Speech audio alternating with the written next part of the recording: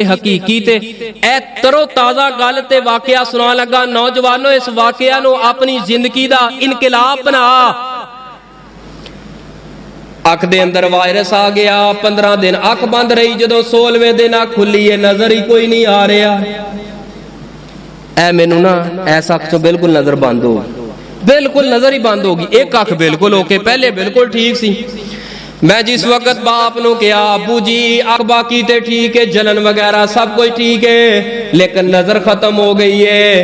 ते वाला साहब ने कहा जल्दी कर डॉक्टर दे कोल जाके चेकअप करा। मैं गया, चेकअप कराया।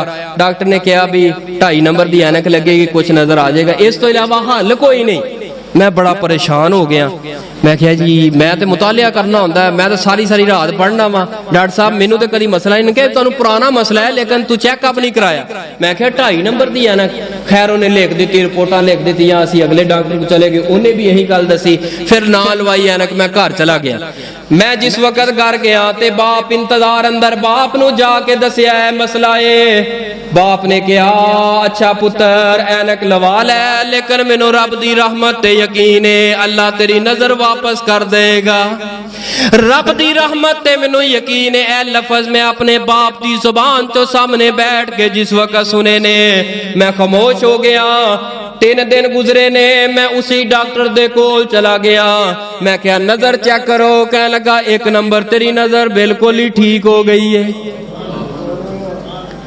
1 नंबर नजर ठीक हो गई है। बाप नू जाके दसिया, अबू जी फरमा लगे पुत्र परेशान ना हो, दवाई ले जाके चेकअप करा, लेकिन मैनू रब दी रहमत ते यकीन है ए नजर भी ठीक हो जाएगी।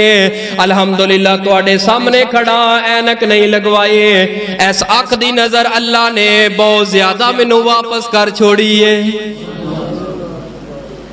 अगर अबू ना होंदा तो दुआ कौन करता मेरे वास्ते? की जानो नौजवानों अबू दियां दुआवां किवें रंग लैके आउंदियां ने, जिंदगी अंदर इनकलाब पैदा कर देंदियां ने बाप दियां दुआवां। सिर्फ अबू जी ने इन्ने लफज कहे ने अल्लाह वापस कर देगा, काबा दे रब दी कसम ए बगैर ऐनक तो मैं खड़ा। डॉक्टर जड़ा हैरान हो गया, सिर फड़ के बह गया, अज तक इंज होया नहींगा, केड़ी दवाई इस्तेमाल की है? मैं कोई दवाई नहीं। कह लगा हो साहब तुसी ऐनक ना लवाया जे, मैनू तुहाडा चेहरा अंदाज सारा कुछ वेख के मिंबर रसूल ते खलोना है, मैनू यकीन है 1 हफ्ता इंतजार कर लो, इंशाअल्लाह रहमान तुसी ठीक हो जाना, क्योंकि इंज कदी होया नहींगा।